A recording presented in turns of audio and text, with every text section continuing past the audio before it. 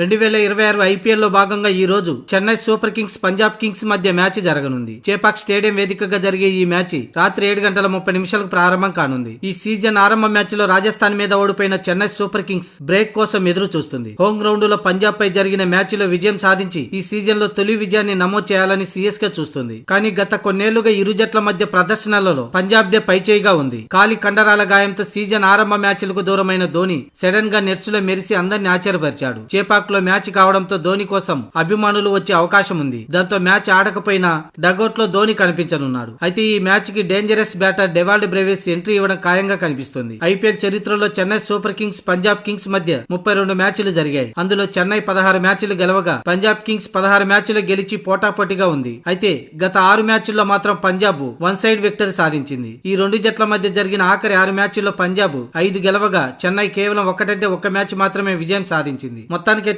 Chennai super Kings లో ఓ కీలక మార్పు చోటు చేసుకునే అవకాశం ఉంది. డెవాల్డ్ బ్రేవిస్ ను తుది జట్టులో తీసుకోవడం ఖాయంగా కనిపిస్తుంది. మరోసారి రుతురాజ్ గైక్వాడ్, సంజు శాంసన్ ఓపెనర్ గా బరిలోకి దిగడం ఖాయం. Ayush Mhatre, Kartik Sharma, Dewald Brevis, Shivam Dube, Prashant Veer, Jamie Overton, Noor Ahmad, Khaleel Ahmed, Anshul Kamboj, Matt Henry ఇలా ప్లేయింగ్ 11 ఉండే అవకాశం ఉంది. ఇప్పటికే పంజాబ్ కింగ్స్ గుజరాత్ టైటాన్స్ పై విజయం సాధించి జోరు మీద ఉంది. ఆ జట్టు అటు బ్యాటింగ్ బౌలింగ్ లో సమతూకంగా ఉండడంతో పంజాబ్ ఫేవరెట్ గా బరిలోకి దిగబోతుంది. ప్రభ్ సిమ్రాన్ సింగ్, ప్రియాన్ సారీ, అలాగే Cooper Connolly, Shreyas Iyer, Nehal Wadhera, Shashank Singh, Marco Stoinis, Marco Jansen, Xavier Bartlett, Harshdeep Singh, Vijay Kumar, Vyshak Yuzvendra Chahal వంటి కీలక ప్లేయర్లతో ప్లేయింగ్ 11 ఉండే అవకాశం ఉంది.